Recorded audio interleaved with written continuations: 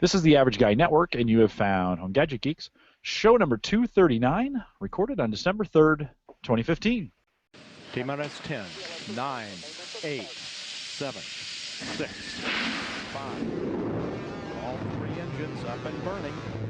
2, 1, 0, and liftoff. The final liftoff of Atlantis on the shoulders of the space shuttle.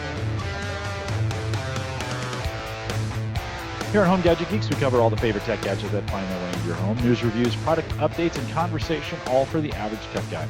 I'm your host, Jim Collison, broadcasting live from the AverageGuy.tv studios. Here in Bellevue, Nebraska, a little snowy cold, although we had some really good high temperatures today. It made it feel like spring again. And, of course, we post the show with the show notes out at theaverageguy.tv. You can also join us live on our new mobile app. If you want to head out there, you can head out to HomeGadgetGeeks.com now. We have both an Android and an iPhone app. You can download those and listen to the audio live. It's going right now if you head out there. If you're on a train or plane or you don't have good bandwidth, those are available. We want to thank LastPass for sponsoring that. And again, you can find that at HomeGadgetGeeks.com. Home Gadget Geeks is a part of the Geeks Network. You can find the link to this show and many other great podcasts out at thegeeksnetwork.com. All right, a little reminiscent tonight. I'm going to give you a warning. This is going to be a long show, okay? I'm warning you. And if you're new to Home Gadget Geeks, might be one you want to skip. Just going to say it, because it's going to be long, and it's going to be nostalgic, and we're going to talk about some things. We're going to bring in a little bit of the current tech stuff that's going on, and we're going to bring that in up front. But we're going to spend the back of the episode, because today, and it's actually technically yesterday, but 5 years ago tonight. It's tomorrow. On Thursday, was it the 4th? I thought it was the 2nd. No, I'm pretty sure it's the 2nd. We recorded on the 2nd. We published it on the 4th. And so 5 years ago, let's just say this week, 5 years ago this week, we pushed out the very first, what we called in the day, Home Tech. And so I asked the guys to come back who kicked that off with me. And the original, from number one, done it from the very beginning, although we haven't seen him a lot lately, but that's, of course, Christian Johnson. Christian, welcome back to Home Gadget Geeks. Good to see you. Hey, thanks very much, and amazing to think that when we were sitting for show number one, we were calling it Home Tech, not even Home Gadget Geeks. Yeah. And to think that 5 years of this show also marks 5 years of me as a podcaster. So it's been a really incredible ride, and I think the one phrase that you've heard me say several times that I tell others now is because of the podcast XYZ. And so it's really been a fun ride for the last 5 years, and it's great to be back this evening. Yeah, we'll talk a little bit about because of my podcast type thing for you. It's kind of going to, as we go through a little bit of nostalgia, we're going to walk through that. I think a lot of things in your life kind of happened because you were on this podcast, which is really kind of amazing to think. And so it's been a good run. Christian, why haven't we done a Cyber Frontiers in 2 months now? Well, see, when you get to the 400 level of any computer science curriculum that's ranked in the top 15 in the world, there's this course called compilers, and don't be fooled by any introductory language that may appear in the course syllabus. It's essentially 15 weeks of writing your own compiler for, in this case, the Ruby programming language. And so comes associated with that are all sorts of time suckers that really just take all the enjoyment out of being well rested enough for a podcast. So we're hoping to get back to Cyber Frontiers after finals gets out the door and comes in winter break, and we'll be pushing out some new content for that. Wow, very cool. Good excuse. And a guy who has even a better excuse because he started, Andrew, we had to go way back today and find out when you started. It is show 11. That is the official start for you. You were in early, and of course Andrew is in Melbourne. You're still in Melbourne, right? You're still hanging around there? We're still in Melbourne. Yeah, we moved 4 or 5 weeks ago. Yeah, so I kind of watched it on Facebook. Yeah, we'd been in that house for 6 years. Yeah, and did you take the solar panels with you? We like show 120 something. We talked about your solar panels and you putting those in. That went on ad nauseum. I think everyone in the world was sick of hearing about that. I never was. My wife. So did you take them with you? No. No, the rebates that are attached to them stick with the house, not with the device. So we left them there. Left them there. Hopefully got a little value on 'em. What has been, why did you, I mean, all of a sudden, I shouldn't say all of a sudden, you were off and on for a while, big major event in your life. How are the kids? Well, yeah, the kids, they're a week off being 3. Yeah, life's been hectic for 3 years, really. I think I, as I said in the show notes, I think I pod died around about, I think it was about a year and a half, 2 years ago. Yeah. And I don't think you even had a pod funeral for me. We didn't. We just kind of let you quietly go. Well, it was one of those things where you were making about every third one, and then it became every fourth, and then every fifth, and then it just kind of stopped. So yeah, then work got in the way, and yeah. No, how is work? 5-day week these. Well, I have to work a 5-day week these days. It's kind of brutal. I know. God, they expect a lot out of you. I know. You're still at HP, I assume. Yeah, Hewlett Packard Enterprise these days. So. Yeah. You made it to the enterprise side. Yep, there's the mug. All right. Straight off my desk. Nicely done. They didn't waste any time on those mugs. No, they didn't. They did a road show, I think, 3 or 4 days after the split. So yeah. Well, welcome back. Nothing much changes. You get a different picture on your neck tag, and away you go. Away you go. Just do the same stuff. Do what you were doing before. Yeah. No, good. Good to see you. Good to have you back. Thanks for taking the time to jump in here. And yeah, all good. And then, of course, we can't forget Mike Weger. Mike, you figured out, right? What show did you jump on here? It was last year. Yeah, it was this year, 206. I started back in March. So March 14th was my published date. Okay. So I don't know when the air date was, but yeah. Who knows? But I had gotten to know you. You're a local guy here. You're in Omaha with me, and I'd gotten to know you through a weird chain of events. And I was at that point in time, Christian was super sporadic, and I had been doing some shows by myself, and I'd been bringing other people on. And I just said, hey, you wanna jump in and help me out? And you've been hanging around for the last year. You'd gotten married. You had just gotten married before. In fact, I was waiting to have you on until you got through marriage and the honeymoon and all those things, so glad you decided to join us. Has it been a good year? Have you enjoyed it? I've loved it. It's been funny. The past 2 months, I'm kind of in the same boat as Christian with prepping up for finals for this last year of law school. So my own podcasts haven't been regular, but you're keeping me in a podcasting mindset, which has been a good time. But yeah, I think it was about a year ago this time that you and I met, I think, for the first time. We met at one of the restaurants here, and we're just chatting, and then we decided to wait until I was done with the wedding and everything like that. Yeah. So, yeah, fun. No, good to have you on. Yeah, I think of, I tried to get Zadler to come out and join us tonight. John has been a big part of what we've done over the years. John joined us for the very first episode, if you go back to 01. In fact, what I want to do before we go too far, I want to play a little bit, and Christian, I know you love the music that we do here, but I want to play a little bit of that very first episode, and this is the only one I'm going to play. Well, that's not necessarily true, but let me play this for you. Just listen and remember the memories.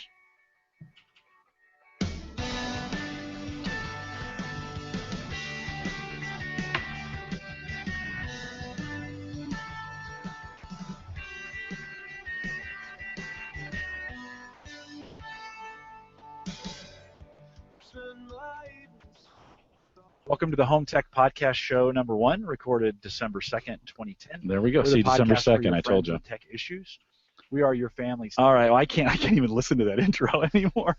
That goes way back. That intro written by Adam from my son's band, and we played that intro for a lot until Brian Burgess actually wrote the intro music that you hear today was written by Brian Burgess. But Christian, I hear you humming that all the time. That's got a little special place in your heart, right? Yeah, I think it still manages to reminisce around the halls of Gallup every once in a while, and certainly in your earbuds more than once a month. So. Yeah. Well, and that intro made its way over to Fitness Tech, a podcast I did about 30 of. That goes back to the Spartan Radio era. We did Fitness Tech, Spartan Radio. Home Tech at the time. I was crazy. I was doing. At one point, I think I had 5 weekly podcasts going on. I think you were spending more time in front of the microphone than you were in front of your wife at one stage, weren't you? Well, people were wondering. Yes, they were Not starting much to has wonder. changed, Andrew. Well, what we want to do tonight, as we think about, reminiscing and going back, is if you're out there listening live tonight and you've got a moment, something, a favorite moment, something somebody said, whatever in that. Tonight would be one of those nights to call that in, and I've got the voice line open. You're not going to make it live on the program. We don't have that one up. I've got the voicemail app open in here. And we'll just play those voicemails. It'd be great. We're going to be going on for the next hour and 20 minutes or so, and so there's plenty of time. But pick up your phone, dial 402-478-8450, and if you're listening to the recorded version of us, you should be listening live. Come over here on Thursday nights, 8 p.m. Central, 9 Eastern. But I'll say that again, 402-478-8450. Call that in. Leave a voicemail. We'll play it right here. Ted had actually done that. Let me make sure I got that part turned off here. Ted had actually done that last week. We've been talking about those little battery. I don't know if you guys have seen this, but they have these new battery sleeves that go on. They're little little sleeves that go on, and they're supposed to extend the life of the battery. I guess when a battery gets down, I think they start at 1.4 volts, and when they drop down to 1.3, most electronic gadgets say that they won't take them anymore. The voltage is too low, and supposedly these battery sleeves extend that. They fake the equipment out to make it read 1.4, and you're supposed to get the whole life of the battery. Ted had called in, and I'm going to play this because this is what we do on the program. Ted had called in and had some questions about this, so let me play it. Hello, Jim. It's Ted from Chicago. I'm calling to make a comment about the battery sleeves that you mentioned in your episode 233. There's a bit of controversy about those. The technology is not new. It's been around for decades. There's multiple electronics vlogs on YouTube where different EE engineers are discussing those products. Some electronics already include the technology in their power supplies. And another question that I have is why don't the battery manufacturers do that years ago? So anyway, if you do some look up on YouTube, you'll find there's multiple videos where they're discussing the merits, advantages, and disadvantages of that product. Thanks. Bye. All right, see how easy that is? Just call it in, and you can do that anytime you want. We'll play it here on the show. But has any three of you guys followed these new? I think they're called batteryizers or something like that. And either one of you guys followed it? And any comments? No. Nope. Christian, anything? No, not on mine. No, Mike. Yeah, not on mine either. Struck out. So When it's mine's flat, I'll charge it. Yeah. Well, it's certainly, Ted, thanks for calling that in. That is one of those things. Those guys did a Kickstarter or something to get that rolling, and then really made a big deal about it in the tech media stream. I saw a lot of that. I guess I maybe two because I signed up for their marketing stuff. But I'd like your feedback on it. If I considered it, and I think they're $7 each, and you're supposed to use them multiple times. So a pretty interesting technology. So, Ted, thanks for calling that in, and appreciate that. If you got questions or comments, you want to answer that. Again, 402-478-8450.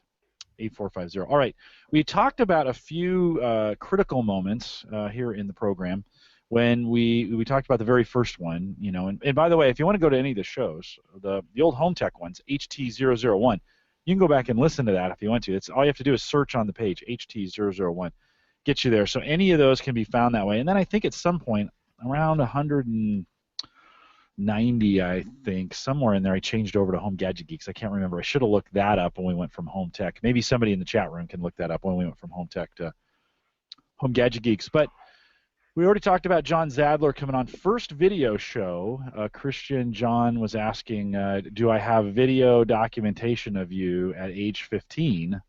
We did show 50. That was the very first video show we did. You were probably 16 by then, right? Yeah. thereabouts. Don't you think at that point? Yep. And so show 50 is the one that if you head out there, you can take. We used back in those days. We used live stream. Chris Lux, who if you've been around a while, you know the name of Chris Lux came in there. So our very first video show, very 50, and then by show 100, we had made our way to Hangouts, the brand new Hangouts, what we're in now. Now it looked a little bit different in those days. I don't know if you remember that. Big long pictures along the bottom. Actually, they started along the right-hand side, and then they made their way to the bottom. Show 100 came new Hangouts. Show 150, which was recorded on January 4th, 2014.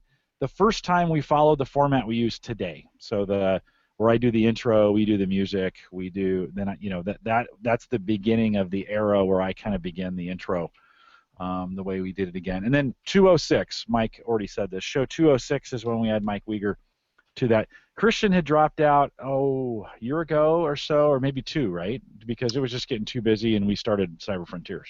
I specifically documented when I dropped out in my next segment. Okay, but, so somewhere around mid 2014 after first year on campus. So.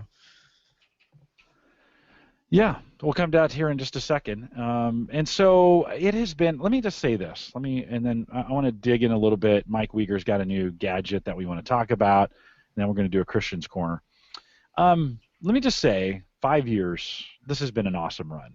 And I have really enjoyed. We do this every single Thursday, and we skip Thanksgiving like we skipped last week and such, but. I say 48 or 50 Thursdays a year. We try to pull it together. As my schedule's gotten busier, it's gotten harder. But I really enjoy this, and I'm glad that you guys, Andrew and Christian and Mike, and those others who've been on here. I think of Mike Howard. I think of John Zadler, Brian Burgess in the early days. Others of you, Chris Lux, who've been out there. Dave McCabe has jumped in here. I've only had Dave on once. It's almost impossible to get him on here. I think about the guys like Rennie who have come on and been a part of what we've done. I think of Nathaniel, Kevin Schoonover jumping in. Once you start naming names, it's really then impossible to stop because you're going to leave somebody out, right, from that standpoint. Yeah, Brian Auer has jumped in a couple times. You guys have been awesome to just work with me over the last 240 shows, so to speak. 239 tonight, but let's just call it. Oh, let's not forget Rich O'Neill. Rich O'Neill. I try to get Rich out here again tonight too. That's a great name to think about that. Guys, thanks. I just want to say thanks for supporting the podcast. We've had 1,000 or 2,000 listeners for the last 4 or 5 years, and you guys have been real dedicated. You come out and talk to us on Thursday nights, and it's awesome. The crew, we got a crew out there. I think of Jay Moore's out there tonight. Hey, good to see you back, Jay. Tony Rayner. Lopta, of course. Mark Robinson's been joining us recently. I mentioned Rennie earlier. It's just awesome, guys, on Thursday nights or Friday mornings for our Australian friends to jump out here and get this done. And I wouldn't, the other day somebody asked me, when are you going to give that up? Like, it's been 5 years. It's like, I don't know. I don't think I'm not ready to be done yet. There's a lot to talk about. We have one of the greatest topics in the world because it's always constantly changing, and it's just always a lot of fun. I don't say it enough to you guys, to you, the listener. I don't say it enough. Thanks for listening, and it's why we do what we do, and we appreciate you doing that. Lots of great tech. Always appreciate your contributions.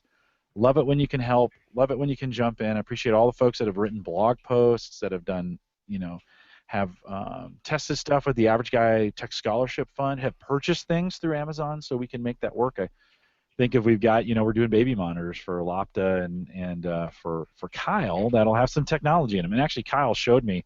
He sent me a link. If you're not a part of our Facebook group, facebook.com/groups/The Average Guy, he showed me 2 versions of what he's thinking about, and man, they're kind of cool. I'm like, these aren't the Fisher Price baby monitors that that we had 20 years ago. So some cool stuff. So thanks for doing what you do. Thanks for using the Tech Scholarship Fund, and thanks for hanging out with us.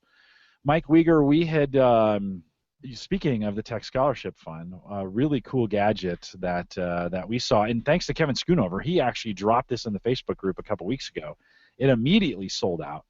But we bought this kind of Kangaroo, which you can only get on Newegg. It's probably maybe not the only place. I couldn't find it on Amazon. But this Kangaroo micro PC that literally is, well, I'll let you kind of describe it, Mike. It showed up on, Santa brought it early for you. Yeah. Well, Talk about it.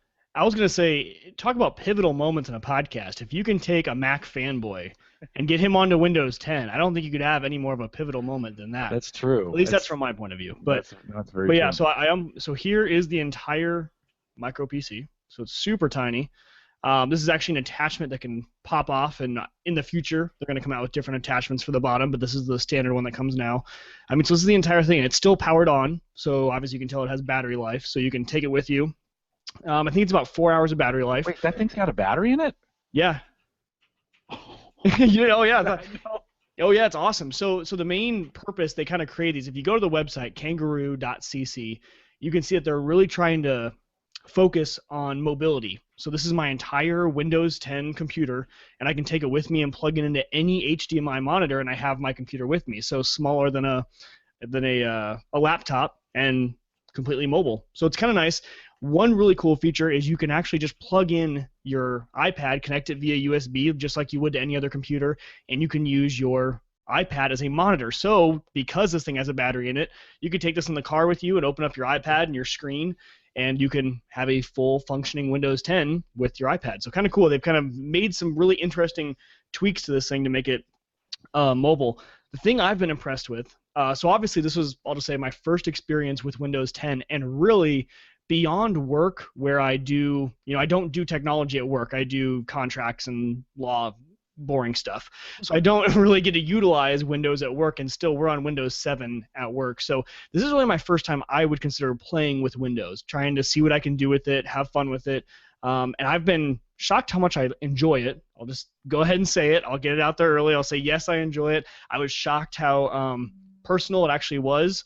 I've always given it a bad name, but it's actually not that bad. So I'm playing with Windows 10 on it, and how powerful this little PC is. It's kind of shocking. I've been playing around. I've been sending Jim a bunch of messages all week with testing the video quality. So I plugged in a C920, which we all know is a resource hog, on for the webcam. Plugged that in and plugged my ATR in. So this thing has HDMI on the bottom and 2 USB ports. One of them is USB 3 and one of them's not. So plugged that in, and I recorded a full 1080p video and sent it off to Jim, and it was flawless. I mean, it was perfect quality, didn't stutter, didn't lag. So really impressed with kind of the powerful nature of this device. 2 gigs of RAM. So you're kind of limited a little bit. I tried to get on the Hangout tonight with Jim and see if that would do it. It was pushing the limits a little bit too much for what we wanted. It would have worked. It would have been probably just fine. But for those things, maybe not powerful enough. But still, for something this size and for the price point, I think it was $100 or a little bit more than that, maybe, Jim. 99 right now. Yeah, 99. So for the price point, I couldn't believe it. Yeah. Is the battery in the dock then? Is that? I don't believe so. Here, I mean, I guess I don't have anything running on it, so I can just pull it. Nope, still running. Wow. So yeah, so this is the dock, and they already sent out a survey asking what kind of stuff we'd be interested in as consumers. What kind of connections do you want? Do you want, a LAN port? Do you want stuff like that? So kind of cool. I'm interested to see what they're going to come out with for that dock. But the thing I like about that is these guys kind of thought about that. They thought, hey, okay, we're coming out with a product now. It's new, but what can we do to make it, kind of so we can expand on it in the future? Yeah. So we're not kind of having people have to buy the thing all over again. So with the dock, it was kind of a nice thought for them, which I enjoy. And I was most surprised I put Plex on it and started playing movies off of that off the Drobo. So the I had to say Drobo. So the videos are on the Drobo, and then streamed it via Wi-Fi with Plex, and it played great. Yeah. Oh, it plays awesome. I was streaming. I wasn't using Plex, but I was just pulling some videos off of my QNAP, same sort of thing, playing them on there. And I was thinking there would be some sort of lag, with the display or something like that, pulling those videos down, and there wasn't. It is 802.11 AC, so you've got the latest Wi-Fi technology in there, for consumer grade, which is pretty cool. So you've got pretty fast Wi-Fi in there. Jim and I were talking about maybe connecting up a USB, and then you have an Ethernet port, so I could wire in, which would be interesting to see if that increases the speeds at all. But overall, I mean, I've just been kind of shocked at actually how flawless it runs. Clicking around, wanting 10 Chrome windows. I try to kind of max out my Chrome windows and Word and PowerPoint, and it does fine with it. So I've been very impressed with it so far. John Stutzman says out in chat, it's kind of like a Lumia 950 with Continuum, and if you've been following the Windows news at all, you know that the 950, it's not only kind of like it, it is like it, and it's cheaper, right? Now, you don't have the phone capabilities, but if you wanted something portable, like you're saying, to take along with you, pull out of your bag, plug it into a monitor, you can plug it in with a cable at any hotel. Now, all hotels would have an HDMI port you could plug into their TVs and just swing that TV over, and bam, you are up and running. Well, we talked about this a while ago. We talked about we talked about maybe phones being the one device that you carry around with you, and you just plug them into a dock wherever you go, and that is your entire. I mean, that's this. Yeah, just like you said. I mean, that is what this is. You add this to a phone, and I mean, I think it's the future. I took this thing to work and plugged it into the monitor at work, and it was just kind of cool that you could do that. I took it and plugged it in, I have an HDMI monitor, and it fired right up and worked, and it's pretty cool. Yeah, I'd love to see it have, and I don't know, maybe it does. I'd love to see it have a charging port that's other than that proprietary one they sent you, and that it's got kind of a unique cable that goes into the bottom there that powers the whole thing up if you want to put it on power. And that's not your typical standard connector like a USB. I think it is though. Will it work off that port on the side that you have on there? Well, no. Micro? Okay, Yeah, so one. This one. I don't think this is proprietary though. I've seen this charge on other things. But I'm just saying it's not a USB. That's not a cable you typically carry with you. Right, exactly. Right? Yes, I understand what you mean. Yeah. Yeah, it would be nice to be able to charge on the micro USB that they have on the side. I actually haven't plugged anything into that yet, so I'm wondering if you could. That side here. Let me keep you in focus here. Put that up to the camera really fast. Yeah. That port right there, if that would charge the battery or charge the whole thing and make it work, that would maybe it does. Honestly, I haven't checked that out yet. So there's the bottom. Micro SD right underneath it, and I think up to 64 gig. Right. One thing I do wish they would have included out of the box is an audio jack. There's no so getting audio out of it is interesting. If your monitor doesn't have speakers, and you don't have any way to do USB speakers or anything like that, it does have Bluetooth in it, so built-in Bluetooth. So I actually run just a Bluetooth mouse and keyboard on it, but audio is just a little bit weird trying to figure out how I would listen to audio on it, but I'm sure that'll be coming. That was part of the survey, wondering if everyone wanted audio jacks, and they're just limited with space. I mean, they filled that entire thing up down there, but you got to think if you eliminate the power port, you could charge on the side. So yeah, make room. Well, the Bluetooth, I just reviewed that Otixo. Did I say Otixo? Elixar, sorry, the Elixar boombox. That's it's USB, or I'm sorry, it's Bluetooth based. It's just a speaker, and you could pair that with that and get the audio right out of there pretty easily. Yeah. So we're starting to see a lot of. Yeah, I got lucky. My monitor does have built-in speakers, but a lot of them don't. I mean, if you get a cheaper monitor, and real quick while I'm at it, you just got to plug they're called TechNet is the company. For $13, it's a Bluetooth mouse, and it's one of the most comfortable mouse I've ever used. And it's for $13, I couldn't beat it, and that's why I just had to plug that. If you're looking for a cheap, awesome Bluetooth mouse.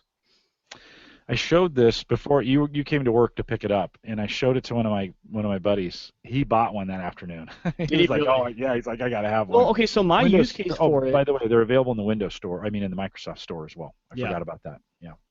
I mean, I was just thinking my grandparents are due for a new computer. We got them a Mac Mini years and years ago when the Mac Minis first came out. And if I could switch them over to one of these things, it's perfect for what they do. I mean, if you're looking for email, word editing, web browsing, you can watch all the YouTube videos you want, everything like that for $99. I don't know if you can beat it. I think it's one of the best options at that price point. No, I don't disagree with you from that standpoint. More powerful than any tablet you're going to get for that price. More powerful than a lot of those appliances. Yeah, pretty cool. So that's the Kangaroo, and I dropped. We'll put something in the show notes for it. I forgot. I put the Newegg link in there. It's also available at the Microsoft Store. So if you head out to Microsoft.com and type in Kangaroo, it apparently is. I was going to pull that up real quick to make sure I had a link for that. Of course, the Microsoft Store is running 12 days of deals right now, and so it's Christmas time. If you haven't checked that out or picked up your Xbox One yet, now might be the time to get that done. All right. Well, cool. Well, Mike, we'll follow up with you. We've been trying to get a Windows device in your hands for 6 months or so, and Yeah. I wanted it in that $100 price point, and I was kind of waiting for the right device to show up, and I think all those came together. Well, I'm so glad that this is that this was kind of what we ended up on because of the portability of it. That's kind of what I like about it. And I'm going to do a full review. I have tried to make this my full-time machine for the last week. And so during my write-up, I'm going to kind of say kind of the pros and cons of what I found while using this. Okay, obviously with the exception of editing podcasts and doing this Hangout, it's my full-time machine. So I'll put that on the write-up. Yep, that sounds good. And then if you buy it at the Microsoft Store, it's actually a signature edition, which means no bloatware on there from the manufacturer. I don't think you saw any of that. I certainly didn't when I bought it off Newegg. None, no. Yeah, and it's actually Microsoft labeled on the box. So I think if you whether you buy it from Newegg or you buy it at the Microsoft Store, I think it's a signature edition, which means you just don't get the bloatware. So well, and you still even have to install their software for like the OS links is what they use to communicate with the iPad, and you still have to go out and download that. They don't even put that on there. So they were really good with not loading this thing down. Oh, pretty cool. Oh, and we're going to have them on the show in a couple weeks. Yes, we are. So the guys are going to come on. Mike brokered that, and the guys are going to come on. So hang tight. We'll talk more about that coming up. Christian, Andrew, any thoughts on that before we move on? Sorry, Andrew. Gotcha.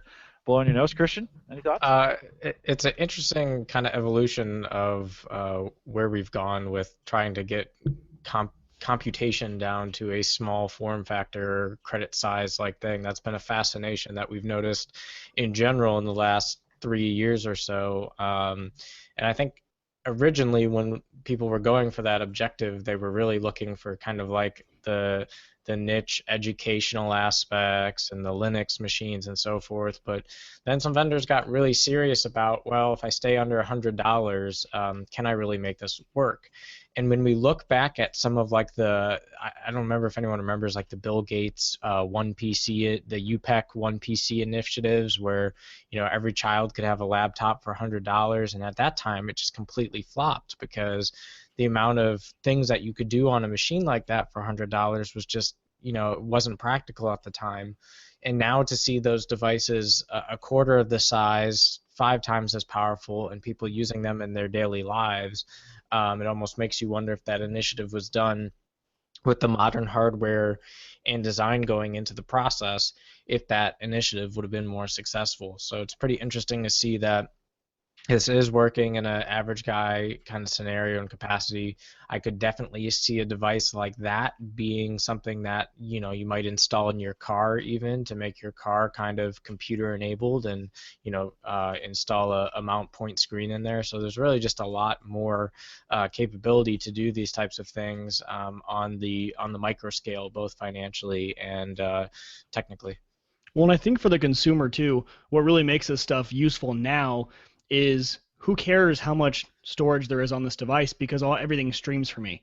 So, you think of people who have a lot of music. Well, now there's Spotify and Pandora, and you're not needing a lot of storage space. So for the average person, a lot of times their complaints before were there's not enough storage there or it's not as powerful. But with server-side applications, with streaming, with a lot of people having now a home server that stores all their massive amounts of media, it becomes a reality that most people are like, okay, yeah, no, you're right. So beyond even the tech specs of the device, you're now looking at how we use and consume media, and it's changed a lot in the past few years.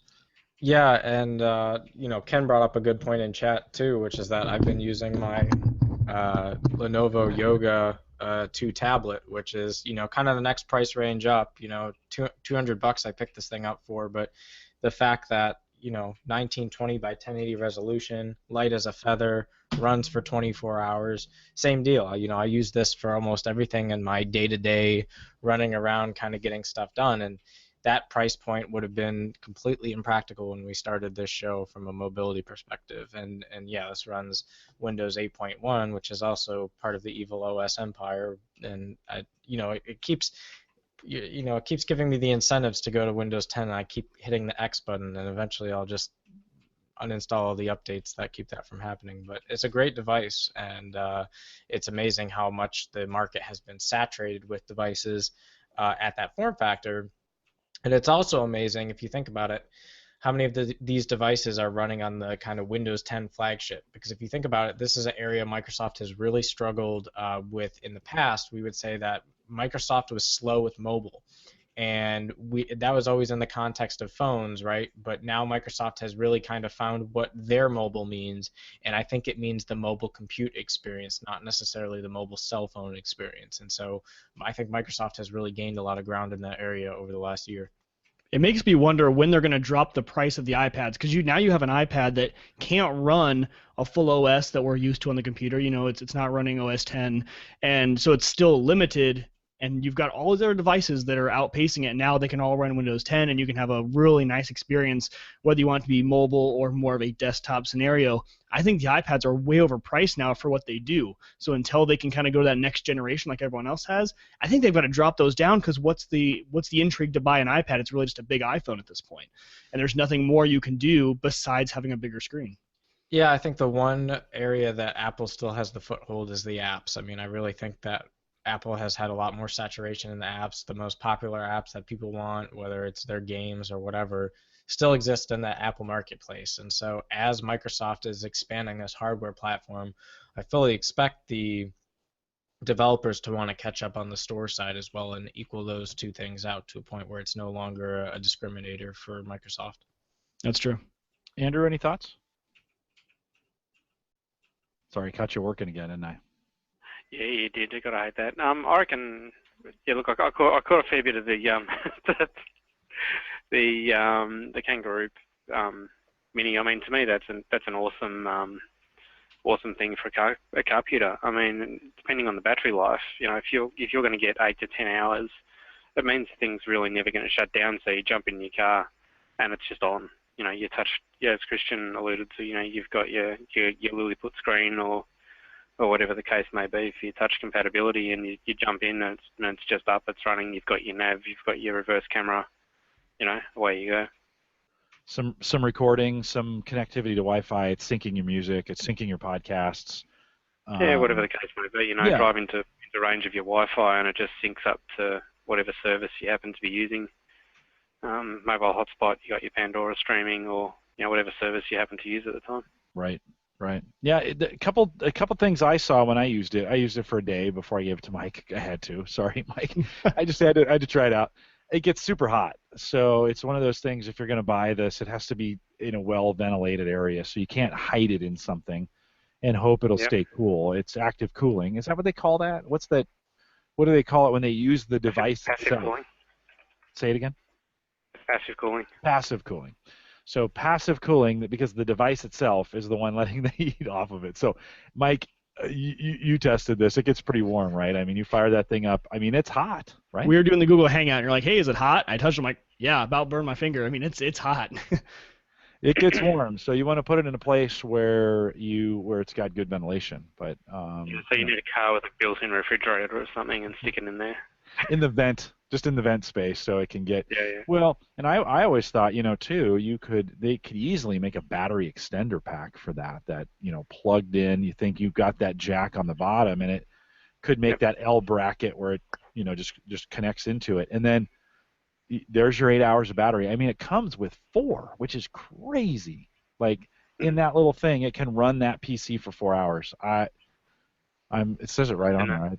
Yeah. So, Andrew, sorry. It's nuts, isn't it? Really, when you think about it. Yeah. But it's Moore's law too. You have the size, you increase double capacity. Yeah. Not sure what happens to the price. I think the price is dropping it faster than it's meant to. Yeah, well, and to Christian's point, I mean, it's funny that this one laptop per child kind of failed because we weren't there yet, and I think we're there today. Why isn't someone picking that up on that? And we for a long time I was working with these guys at KeyPod. Right now, this is a 16 gig USB drive that has Android on it, and you can boot to it and run Android and save things back onto it. And the idea, and these cost $7. The idea was to get these in the hands of kids, and you would put one unit, you'd put one PC in a village, so to speak, one or two, and then, people could share that PC by booting up to it, but they really boot up to this. And this is the first version. I bought this, right before the meetup. This is the first version that actually worked. and it works pretty cool. Now it uses Android on the backside, but again, $16 and one PC. So some interesting when we think about that. I think it's never been more affordable, and yet I've heard less and less about this. Now that it's affordable, maybe that's why we don't hear about it, because maybe it's happening and it's not a big deal anymore. But it's never been more affordable to do those kinds of things, and yet I'm hearing less and less about it. So hopefully it's happening along those lines. So Mike, good. We'll look forward to your review on the site going forward. I think that's I think at $99, I think you're going to find it on some either pre-Christmas or post-Christmas deals where you get another $10 off. I'm just going to say it. That's probably if they've got stock. Yeah, that's true, and they've run out once already. So you're right, Andrew. Can you get that if you look online there? And is it available in Australia? I had a look on Newegg before. They won't ship it without a freight forwarder. Okay. So and it's out of stock anyway. So I guess the demand's there. Yeah.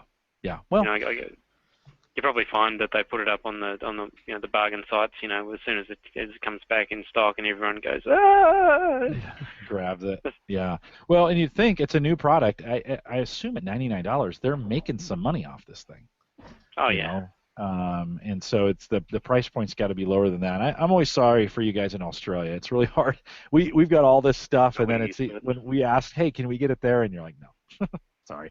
Dell was running those minis. I bought that for my wife. I think it's a 3080, model 3080 or something like that.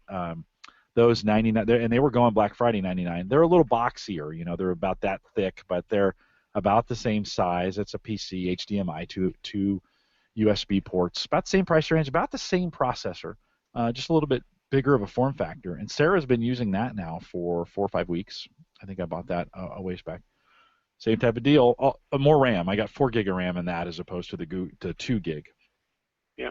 And I think I paid $139 for it as opposed to that. So it's pretty interesting to throw those kinds of devices down where you don't need a full. I think, like someone said, like for my mom. We just replaced my mom's computer. We put a desktop in for her, and now I'm kind of wishing, $99. I could have just put this in. Yeah.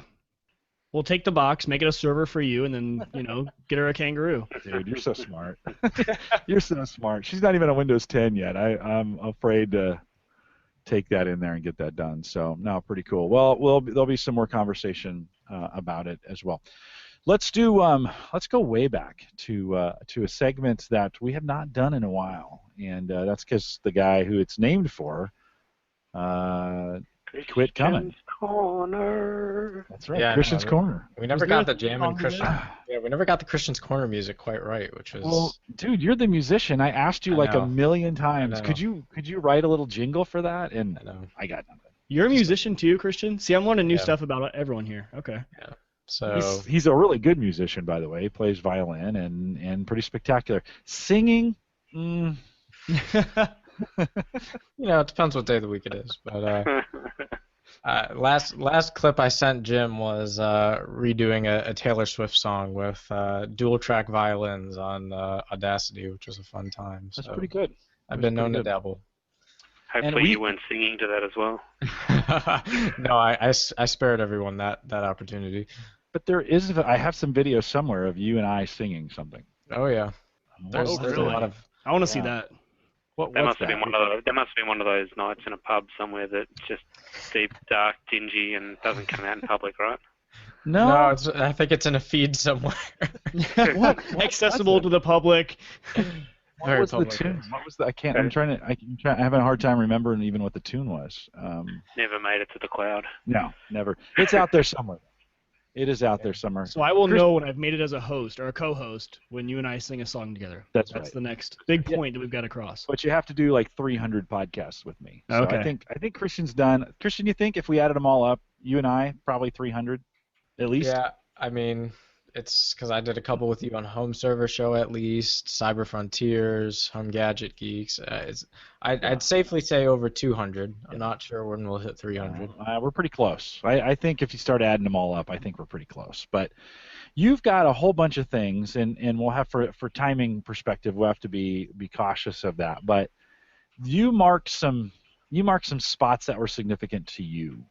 And Andrew, Right. feel free to jump in here. You were a part of a lot of these things that we did. I so remember feel free to most of jump in. those. I think I wrote show notes for most of them. You might, yeah, you did. Oh, I forgot. Andrew was our show notes guy for a lot of years. If you go back and you read the really good show notes, they're probably written by Andrew. If they're crap, Yeah, they're written by Andrew. They were pre-children, those show notes. Right. Yeah. Yeah. No, I always appreciated that, Andrew. Thanks for doing that. But Christian, throw us some of those dates you got in there. Yeah, so Christian's Corner to begin with usually started as my rants about like what the in-depth current musings of the technology were for me. So I just picked points that I remember being like huge points of either contention or aha moments or community gets all panicky excited over something. So that's really kind of some of the moments I touched on. The first major one, which kind of started right at the beginning of the show and probably carried over from a good portion of the home server show community that joined us over here, was when the average guy lamented over the end of Windows Home Server version 1 and particularly Drive Extender. For whatever reason, that was like an earth-shattering moment in which everyone was having trouble coping with the idea that they didn't have this drive pool anymore where they could take drives in and out and do these things with volume shadow, and people just lost their marbles. I mean, I remember it being like Armageddon style. If Microsoft doesn't bring this back, what is the future of backup technology? And I think it took us really a full year to get that out of our system. And You were an angry young man over that one.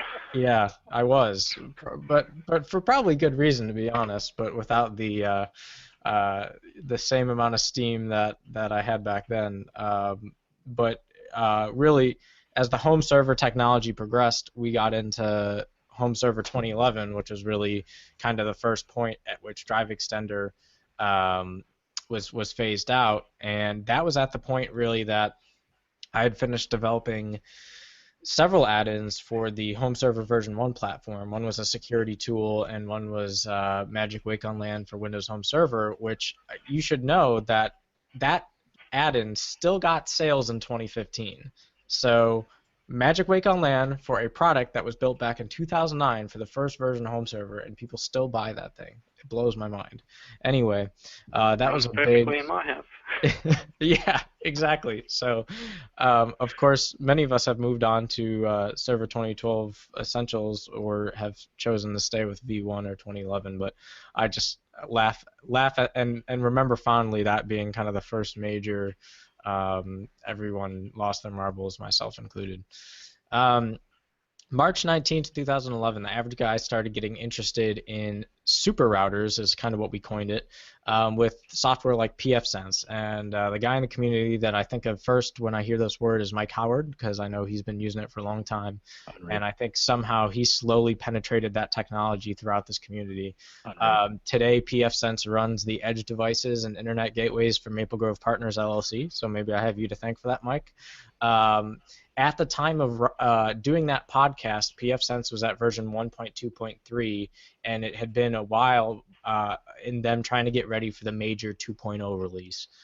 Today we're at version 2.2.5. The software has come a tremendously long way, and I know a great deal of us use super routers in our home networks today.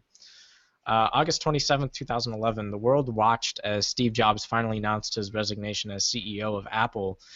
He died several months later on October 5th, 2011, and really the world remembered his impact in several ways. I went to several movies, so forth. A lot of academic debates, even on this campus today, about what was Jobs' impact as an entrepreneur versus what was his personality. And I think a lot of people in our community who are Mac fans, that somehow impacted them and made them think about their technology and the people building their technology. So I remember that as being an interesting point for us.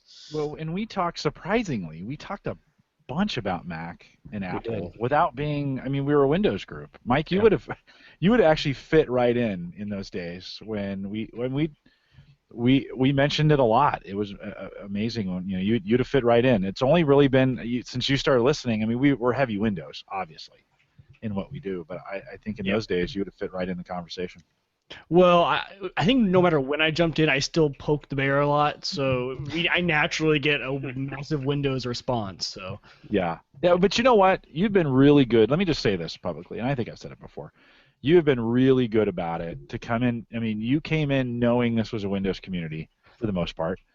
We have, we've got there's a few on the fringe that are out there, but we're primarily Windows, and you've done it well. You've done it properly. I think if there was an example of the way to do it in a community, the way to still be an Apple fanboy in a Windows community, I think you've done it. So nice job. Well, That's yeah, because I Mike appreciate understands that at any point in time he can always install Windows on his Mac. He's got a point. He's not wrong. I mean, I won't deny that. That is true. Keep going, Christian. Yeah. So on October 3rd, 2011, the show got the first real talk of network-based cable tuner cards. Made its way into our show with the HD Home Run Prime being like one of the newest gadgets around.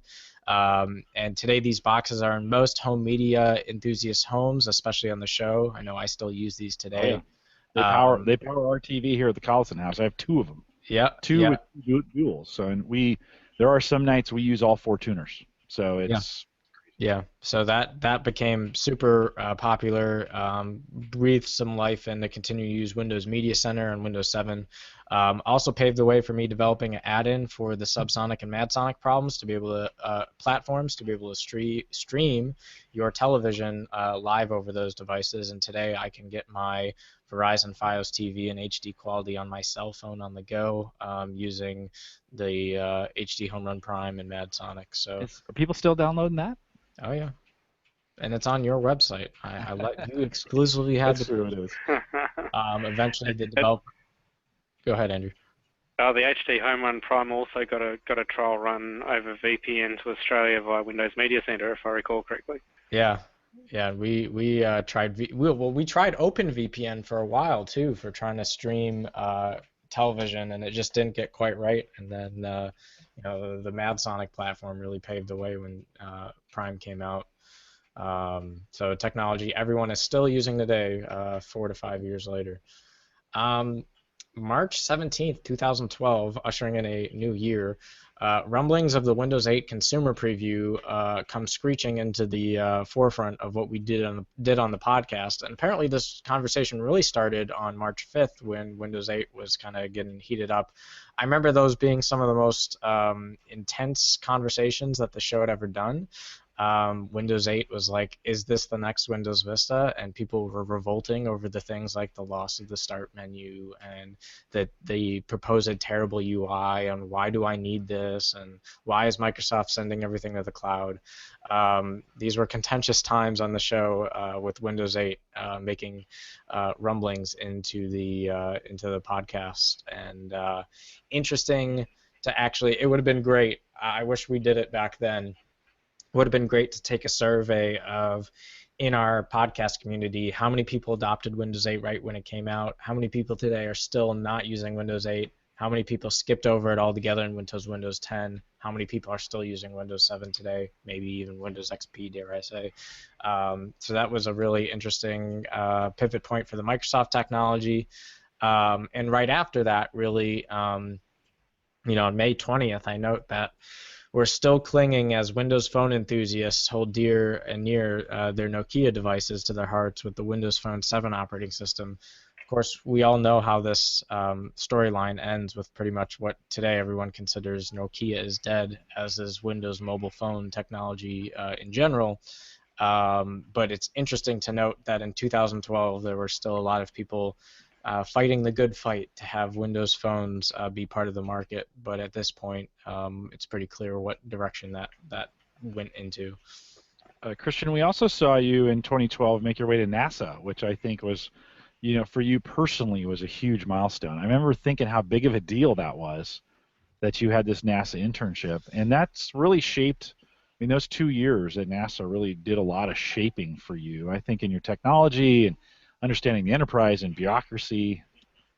Yeah, I mean, it was definitely one of the most formative times for me, especially being a junior in high school. I had a lot of wit about me and got to learn a lot of the politics and the way of doing technology in the real world. But it was really, I mean, the experiences that I've gotten from NASA as an agency and how that's impacted me individually, goes all the way back to freshman year of high school when, I remember standing under the shuttle Atlantis in the orbiter processor facility with 9 other students around the country who had made it to the top 10 who were selected from over 3,000 students to be part of this program.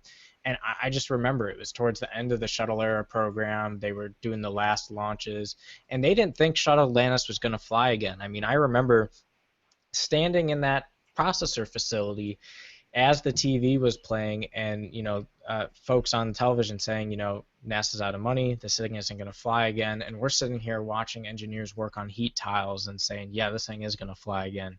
And really, ever since that day, all throughout high school, NASA was really influential for me. And so when I started interning with them as a junior in high school and really getting involved, it was the first big exposure I had to this world of big data that we find ourselves in, which comes to no surprise that today big data has intersected with my work in cybersecurity and has been kind of one of the forefront things that I focus on in my daily technology evangelism. So yeah, you're definitely right on with that.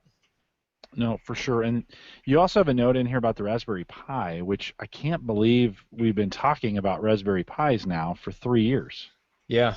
I mean, I think it's honestly one of the most underrated but most pivotal things in the technology, because like we were talking earlier with things like the Kangaroo today, none of those things would have been possible if something like the Raspberry Pi really didn't break the market and show that this was possible. I mean, today, sitting down in the basement are brand new Raspberry Pi B models that cybersecurity students use. They're used all throughout the world for education. There's this new manufacturer called Chip that basically does the same thing Raspberry Pi does in a fraction of the size, has built-in wireless and Bluetooth, $8. And so it's just amazing how much we're continuing to drive that competition and what the impacts are. So amazing that, yeah, we're well into our 3rd year of the life of Raspberry Pi, and it's had a huge impact on the enthusiast community. And I think they announced a $5 Pi device of some kind just recently, like in the last week or so. Yeah, there's a few going around. I don't remember who's behind the $5 one. It's $8. It's the Raspberry Pi the organization. They're calling it the Plus. No. Yeah, it's released by them. It's a bare bones. It doesn't have a network interface and. Yeah. A couple other things like that. But the sheer fact they can sell it for that cheap, like you're like, oh yeah, wow. I mean, it's crazy. Andrew, are you seeing, now that you're officially enterprise, you've always been that, but we haven't talked to you in a while. Are you seeing smaller devices, Internet of Things, making its way into the enterprise, and are you guys having to support those kinds of things and such? No, we're not. We've seen a few clients try to use them, but they're not really ready for the mainstream adoption yet. So I think once IoT becomes a bit more accepted, I think we might see it start to hit touch screen devices and things like that. But at the moment, yeah, they're not really picking it up. The client I'm working with at the moment looked at deploying about 800 Raspberry Pi based touchscreen appliances with card scanners and printers and junk like that in them, but they just decided that the platform itself is just that little bit unstable, particularly where it doesn't have the backup and the ability to shut itself down. That seems to be the real killer with it, and that's been my experience as well. Just running Kodi via OpenELEC, you have it powered off your TV power supply. If you forget to shut down the Pi before you turn off your TV, which is your USB power source, 5 out of 10 times the thing corrupts the card, so you got to rewrite your card and then reset it all up. And to me, it just became a bit of a pain in the ass. Sure. So still not quite there. Still not quite. Yeah. No. I think, but I think the competitors are going to come there. OpenELEC have just released their own hardware, based loosely on the Pi. So that's quite interesting. I can't remember what they call it. It starts with a W. Weber or something like that. But that's WeTek, WETEK. So that's OpenELEC based. Works with your analog digital tuners, cable tuners, as well as playing all your normal content like Kodi would. So there's some stuff that's coming to market. Yeah. But no. I think it'll be interesting to see what happens in the next probably 6 to 12 months. And why do you say that?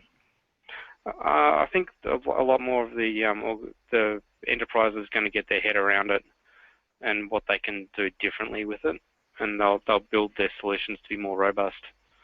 So they'll work out how to get the things to shut down gracefully. They'll work out how to do remote recovery and things like that. That's the main killer for us. If you've got a branch that's 5,000 kilometers away from a head office, which is possible in Australia, and you can be 2,000 kilometers away from civilization when you're in that office, and the thing dies. How do you bring it back up? Unless the guy's got his spare micro SD card, sitting in a drawer. He's right. between a rock and a hard place. He's down. Right. Right. And so you're saying in the next 6 to 12 months that will probably change. Yeah, if it changes, then I think they're going to be, they've come a long way, and I think they'll be in a good space. Yeah. Cool. Christian, you had we talked about NASA, but I think the second most important milestone that we've gone through with you is University of Maryland.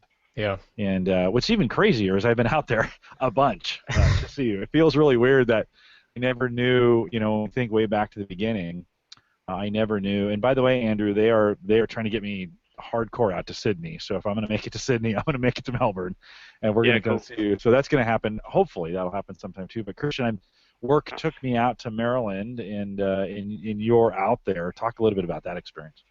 Yeah, I mean, it was really something that kind of grew throughout the show, going from high school to college. And I remember doing several podcasts on, how the heck do you get yourself into college and how do you finance that? And those are some really interesting times for me, I would say. But University of Maryland has been a really eye-opening experience and really incredible in my third year now, and finishing up 400 level courses in computer science and cybersecurity. And honestly, as a rising freshman, not even here yet, I would have never expected to be doing the things that I'm doing here today.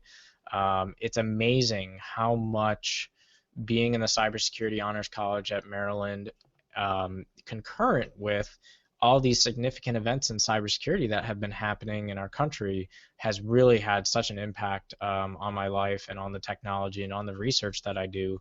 To think that we've drilled through things like Heartbleed and shell shock and all sorts of vulnerabilities, to think that we've watched target breaches happen when think to academic institutions like the University of Maryland losing all of our socials and serving on the task force for that, to think that OPM breached and lost all 22 million of the federal government's employees' records. I mean, these are all things that I've sat and watched unfold as being bigger and bigger cybersecurity issues, whether be something all the way out in government or something very commercialized like Sony getting attacked and targeted.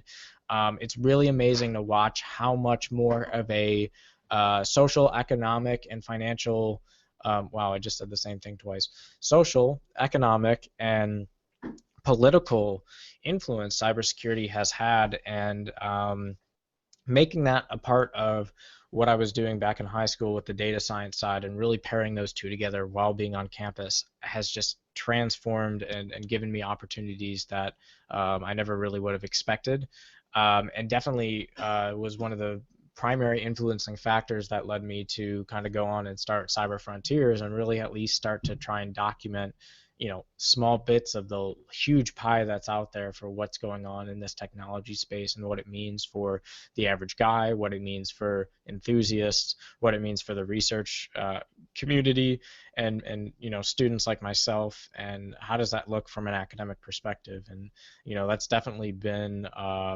crazy on one side. And on the other side of it too, being in DC, being on this podcast, it's amazing the amount of people that I've met that listen to this show in the DC area long before I moved from Buffalo. It's amazing to think that Jim is now my boss at certain places and certain times of day at Gallup and DC headquarters. And these are just all things that kind of evolved as a result of coming to the University of Maryland and continuing to do the podcast, which has really been a great experience. No, for sure. It's as we think about those things, you had mentioned we've gone through, what have we seen in hard drive technology? Yeah. The changes we've seen in the 5 years from 5 years ago, SSDs were really, for most people, out of reach from a cost perspective. And now it's just the standard. Andrew, you probably are seeing tons of SSD installations where the whole database is SSD, right? I mean, you guys are seeing a lot of that technology. I mean, what's transpired in the enterprise for you from 5 years ago till now? Yeah, probably what we're seeing is a lot more move from spinning disk to memory.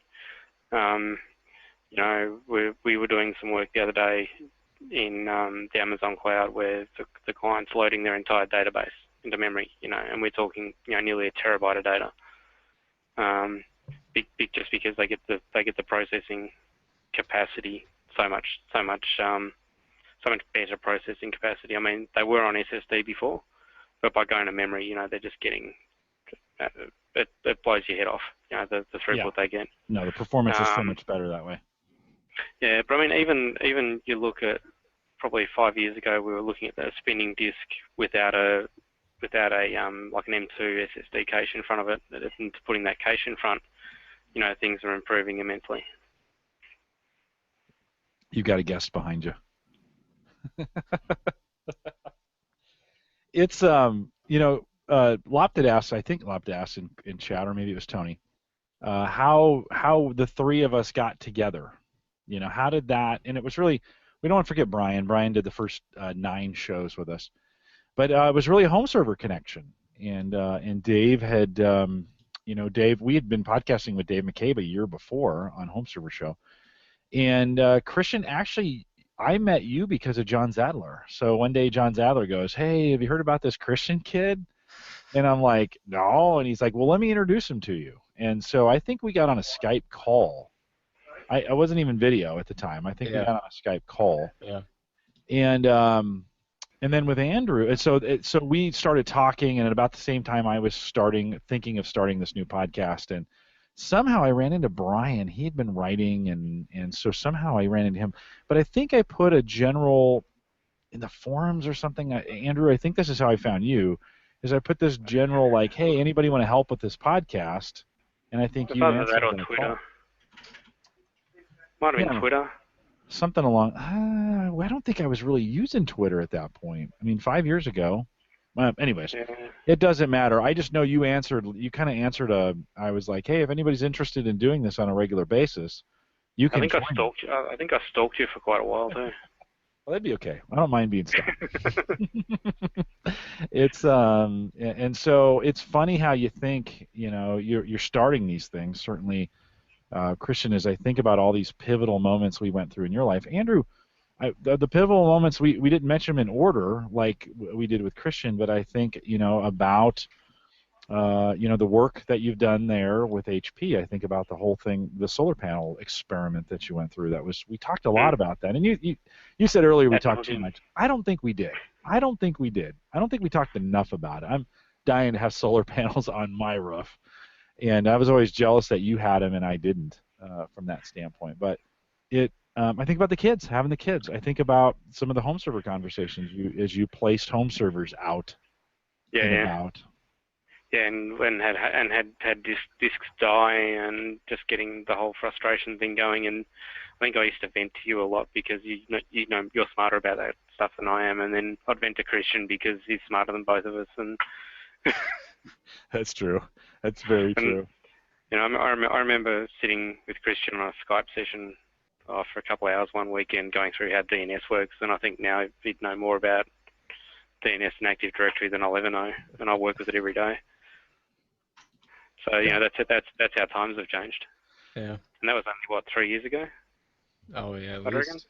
Yeah. I mean, we started getting big with Active Directory and DNS in the home network, which was the weird playground sandbox that precursored the Maple Grove Partners platform being what it is. That was definitely back in 2012, 2013 at the latest, as early as 2011 for sure. And even then, you were asking me things back then I didn't know the answer to, and I was living and breathing it every day then. So that's sort of, That's Christian, always pushing everyone else's envelope. Yeah, no. That was my MO for many years. Still is, Christian. I mean, I think there's still big things ahead. for you and what we're doing, and like you said, I still there are moments I'm still like, oh yeah, we work together now, and we podcast, and certainly I think when we think about, I mean, you have gotten a lot out of this podcast, Yeah. just in more than Andrew and I combined, for sure, in just using it as a launch pad. I mean, it's been amazing how that's worked for you. So, I'm glad you could have been a part of it. I'd still like to have, we still have you on from time to time. And for the new listeners, you should definitely go back and listen to some of those older ones with Christian in them. But Cyber Frontiers, Christian, I'll have to ask. BYOB said they were taking a break, and then they never came back. Are we coming back with Cyber Frontiers? Is that? I sure hope we are. I definitely want to focus on some new elements that we hadn't been doing in the show before. I mean, I love the fact that some of the things we did with Cyber Frontiers included, like, who would have thought I would have had professors from campus on that show. I'd love to find ways to do more of that kind of thing. One of which I'm teaching in his class, which is that's another weird because of the podcast thing, right? I mean, it got me the opportunity to do my job in the class, which is just crazy to think. Yeah. It's awesome. And one thing I'm thinking about doing with Cyber Frontiers, I haven't really decided yet.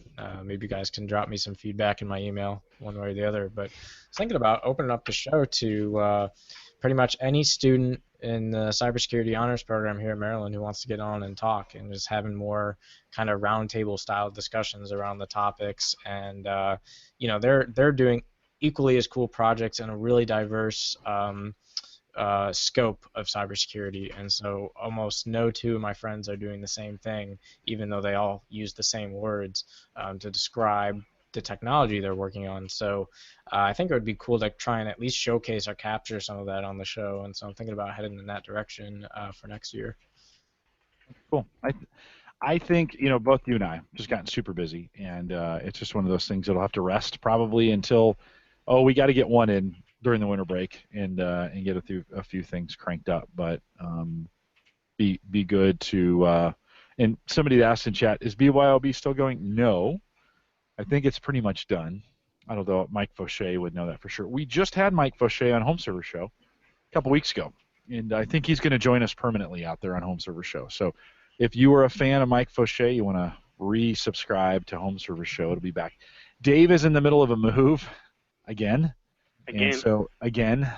He's moved more times than I have in the last 5 years. No, I know that poor guy. I don't know how he does it. We're planning a move in 2018, and I'm already stressed out about it. And that'll be the first move in 17 years for me. And so you've been there a while, though.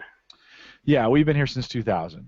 The beautiful words, though. I have to be quiet, not say it's too loud. The beautiful words the other night that were said when Sarah goes, "Well, we're in the new place and you have your own studio," and I was just like, "Oh, yes." That's what you're getting told now. Yeah, that's true. Yeah, you probably. It'll still be a basement. Yeah. I hope not. Well, it doesn't matter. To be honest with you, it's wherever I get a chance to podcast, and I'll make it happen. You guys have seen me do it in airports. That was another. I've actually twice have podcasted out of airports, and we've done it. I did Home Server Show from the steps from in front of a building at the University of Southern California, and just stealing some Wi-Fi and making that work. Christian, any other significant, as we think about, you had a bunch, we kind of zipped through the end there, but any other significant things, moments for you before we wrap it? For me personally, no, I think that's a pretty good wrap. I think one technology piece that we talked a little bit about with SSDs, but that I think is going to continue to pile on and on is, if you didn't have a 2 terabyte drive back in 2011, you weren't a cool kid on the block. And if all your media smarts didn't have 2 terabyte drives, what were you really doing with your life? We reached the point in the beginning of 2015 where now we're debating between whether or not 3 terabyte drives or 4 terabyte drives are more affordable. Today you can go on Newegg and buy 6 terabyte and 8 terabyte hard drives. We're seeing hard drives that are going to have easily reach the 18 terabyte threshold in the next 5 years or so. I think that's going to be one of the most pivotal, important things that continues to power this data revolution that everyone is so wrapped up in, because now we're going to be able to continue to find ways to, in the same amount of space, store the continuing, keep up with basically the demand growth and the demand curve for data just showing up everywhere in our lives. And I think that's going to be really important for the consumer as well going forward. Mm. Yeah, I don't disagree. Although the hard drive discussion has kind of died, its fervor has really diminished just because I don't think it's an issue. The drives are so large. If anything, what I'm hearing guys say is they're too large for backups. Like if I have 10 terabytes on a drive, how seriously, that's that's going to be difficult to back up. And if it fails, that's a you back it up to your old NAS. Exactly. Yeah. Well, it's a lot of eggs in one basket, Yeah. at that point. So That's when you start doing RAID 1 with 10 terabyte drives. Isn't that crazy? But you know what? We thought about that about 1 terabyte drives years ago, right? When I remember thinking when a terabyte came on the scene, we're like, man, that's huge, So, Mike Uyghur, let me ask you really quick here. In your year, what is podcasting? What is being here? And what has that done for you? I mean, it's a short time window, but what's it done for you? I think for me, just being in law school, obviously, being in law school is obviously learning the law, learning how to think like a lawyer, but also learning how to present like a lawyer, how to speak like a lawyer. And so being on here, I think, has really developed my interviewing skills. You are someone who brings on guests into the show, and really cool guests that we really have to, get information out of and learn from, which is something I don't do in my podcasting stuff on my side. So I think it's really taught me a lot. I've really tried to look at you because you have become so good at interviewing people, and I think that's partly from Gallup, partly from podcasting, partly from wherever you've gotten those skills. But I think for me, it's learning from you on how you interview people. So I don't know if you were expecting that answer or not, but really I think that's what I've learned. That's what I've gotten from the last year. No, good. Thanks for saying that. I enjoy it. That's why I like doing the interview style. That's one of the things that it works. It works perfectly, and I think they are. I hope and they do. Our audience loves it, and they learn a lot. And you're able to get a lot of really cool people that I'd never even heard of. Like companies that I've never heard of, and so it's been a lot of fun, kind of seeing those people, learning those technologies. And then also, I like having you guys as my community that teaches me Windows, and keeps me honest with my tech side of things. So it's fun. No, good. And you know what? We have been able to get some really cool guests on here that aren't mainstream. That's one of the things with the average guy stuff. That's kind of been my niche, is I don't want to go after the big. Everybody's interviewing those guys. I want to get the smaller startups. I think about who's coming. Who's coming in 2016 when we look at the calendar kind of coming up, and we're gonna have some fun Christmas shows. But along those lines, I'm getting actually contacted by more and more of these vendors who have some of these products that fit our niche, kind of really well. The guys Peter Hudson from Selfie, which used to be Bitlit, is coming back to talk about. Remember, that's the guy that you take pictures of your books on your bookshelf, and they show you if they've got e-versions of them available. He'll be back. We're going to get Jamie from Ring.com back on here. Now they advertise on Twit. They're doing some big stuff, and he was going to be on, and actually, Mike, you and I had to fill in for that show. He was in London, and he slept through the show. So he's agreed to come back on. We'll get Rich Hay back on here. Mike Howard's going to come in a couple weeks to talk about Unraid. And so we're going to kind of do a show around Unraid. I think about Amber Gott, who's coming back to join us from LastPass, and we're going to get to talk a little bit about the acquisition that's going on there with LogMeIn. That's pretty cool. And so, yeah, just some of those quirky. We've had some of those quirky guests on here too that are doing some tech stuff, and that will continue to be the evolution as we think about the next 5 years of Home Gadget Geeks. We'll just keep doing it. I just keep doing it until you guys stop listening, and even then, I probably will still keep doing it. And so we'll keep Home Gadget Geeks going. Hopefully, we'll keep Home Tech Tips running. If you haven't subscribed to Home Tech Tips, that's up and running. I get 6 or 7 of those in a row, and then I take a couple weeks off. Just shorter versions of the show. I need to steal a few from you, Mike, to put in there from your show. Just kind of short 5-minute tips. Hopefully that are helpful to you. Schoonover gave me a bunch, and so I've been rolling through those. If you haven't subscribed to Home Tech Tips in a while, you might want to take a look at that. An interesting relationship with Silicon Prairie News. And I've been working with Ryan Pendle over there at Silicon Prairie News. If you haven't checked one of those out, little 4-minute podcast, you don't even have to subscribe to it. Just listen to it on the page. Love your feedback on that. An opportunity to really discuss the startup community of what's going on here in Nebraska, Iowa, Kansas, and Missouri. But those startups, they go well beyond those 4 regions. Opportunities to branch out beyond that. We're going to get some good interviews out of that, I think, as I start working with Silicon Prairie News, on that. Of course, the Average Guy Tech Scholarship Fund still available for you. We're going to, hey, take advantage of that and write some reviews. Christmas time, don't forget to use the Average Guy Tech Scholarship Fund as you go out and purchase from Amazon. And I appreciate the work that you guys do when you get that done, and that's super helpful to me as well. Well, gentlemen, as we kind of come in for a landing here in an hour and 30 minutes, I want to say thanks. Andrew, I know it's always we're always coming in at your lunchtime, and one of the things I always appreciated is you took the time. Yeah, lunch-ish, depends on daylight savings time, if that's where we're at here in the United States with it. But Andrew, thanks for your commitment and dedication in years past to what we've done here, and good to have you back on. And good fun. If life ever changes, I've left you on the shelf for now, just because I know the kids take up a ton of time, and work is busy, and sometimes you have to make. Once we're in our new house, I'll start working from home again on a Friday. Yeah. Let me know. Love to have you back on a regular basis. And by the way, you bought me my very first podcasting microphone. So I don't know. Blue. Yeah, it's right here, right behind me, right there. So. Okay. Gathering dust. Still there. Well, it was a great microphone, and we used that. If you go back and watch the videos, I used that from 35 to 100. Yeah, maybe 100. That was your travel mic too, wasn't it? Yeah, that's my only mic. But it's still really good when I go on the road. Sometimes I pack it with me, and I take its USB, so it travels well, and it's just a bullet, man. That thing is tough. So it's if you're in the right room, if you have the right need. That was ages ago. That was what, 2.5 years ago, maybe. Maybe 3. 3 years ago. Maybe 3. Yeah. No. You and I really appreciate that. That was the very first time somebody ever did that for me because of podcasting. A listener did that for me. I was more than a listener by then. Yeah, but it was really nice of you. I mean, I think even our wives thought that we were a bit nuts by then, because we were talking to each other all, I know. every other day. Remember, we had our wives. You had Michelle and I had Sarah, and we did that podcast with the 4 of us. Remember that? I'd hate to go back and do that again.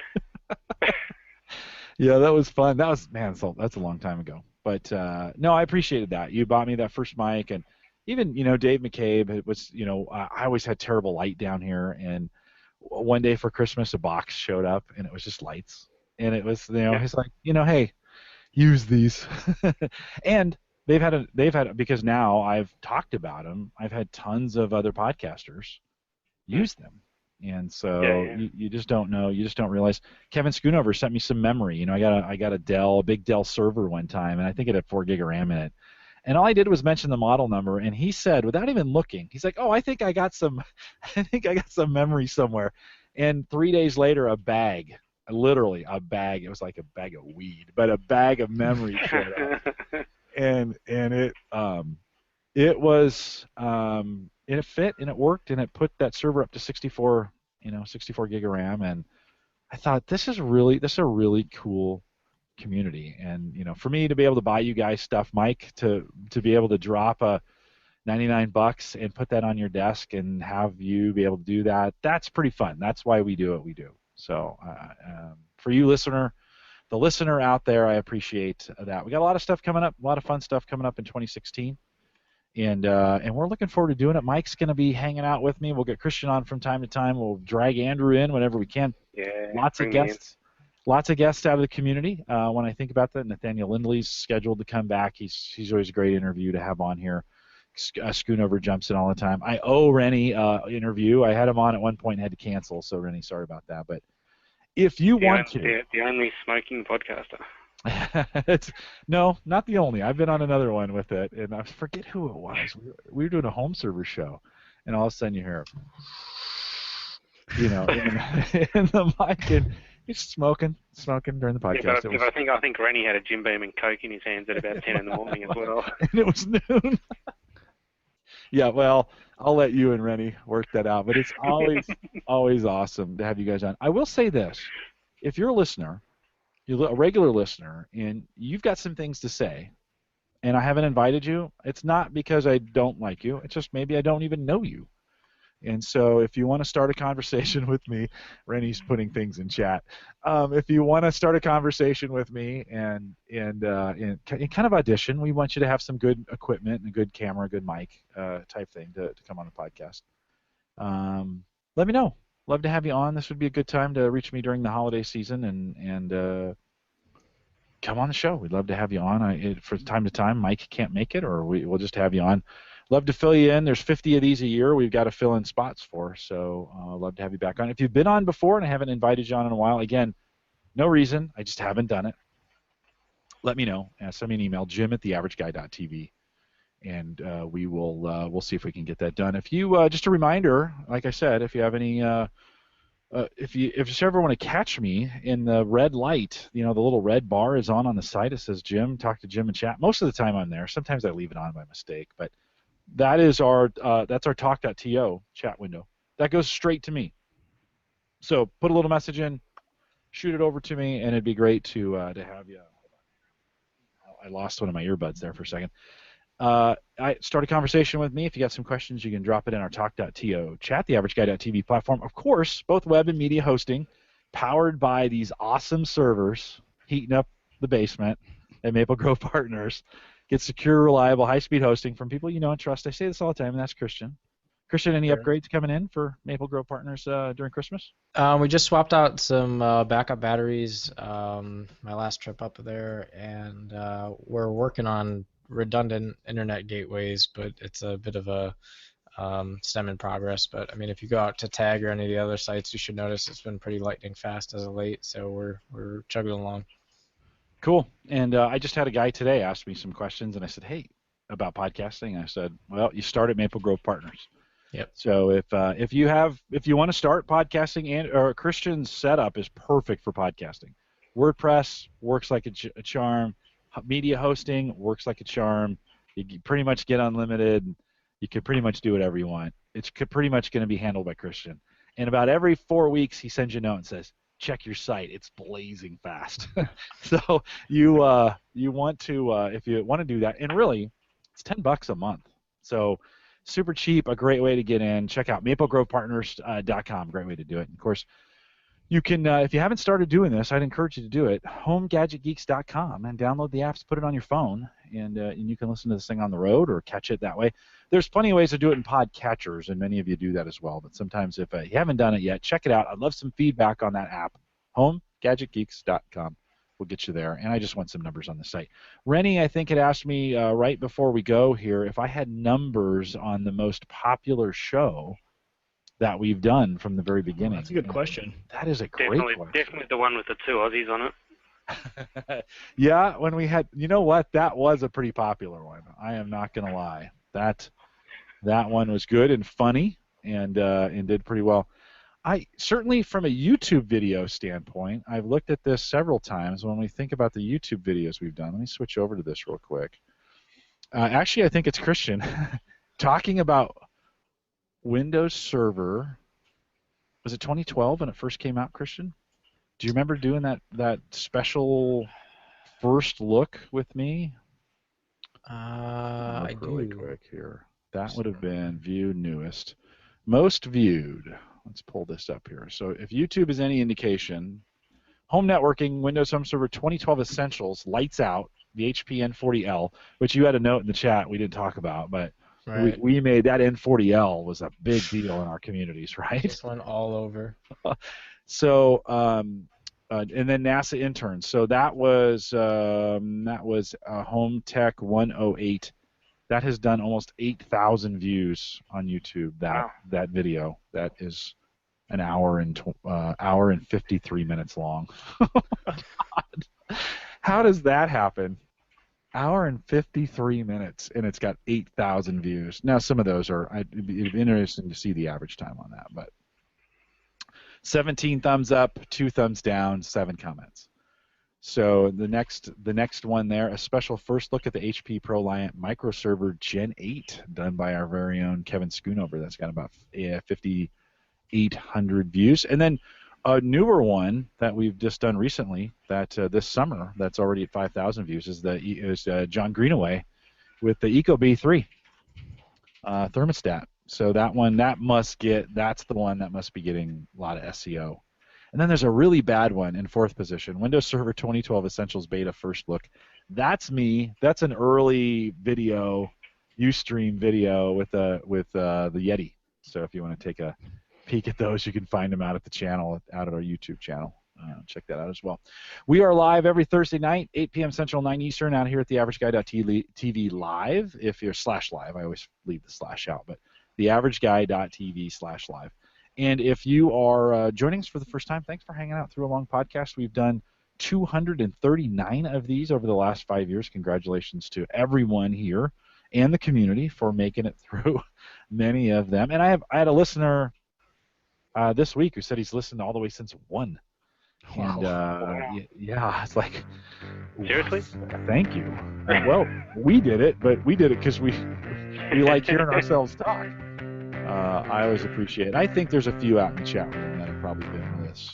There's some long stays out there. Yeah, no, that's the best part of the community. And with that, we'll stay around for a little bit of post-show as long as you guys can stay around, and that's the advantage to come out to the live show. If you're new, join us Thursday nights, 8 p.m. Central, 9 Eastern, out at theaverageguy.tv live. And with that, we'll say goodnight, everybody.